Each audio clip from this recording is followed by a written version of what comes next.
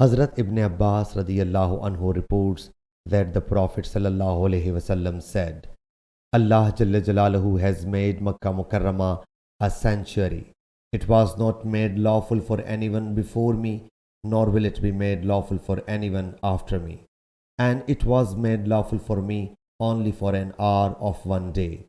So neither its grass must be mowed, nor its tree must be felled, nor its game must be molested, nor its swine must be picked up, except by the one who publicly announces it. Hazrat Abbas radiyallahu anhu submitted, O Allah's Apostle sallallahu alaihi wasallam, except idkhir, because it is useful for the blacksmiths and the graves. He sallallahu alaihi wasallam said, okay, except for idkhir. Khalid reports that Ikrimah said, do you know what la yanqaru sayduha means?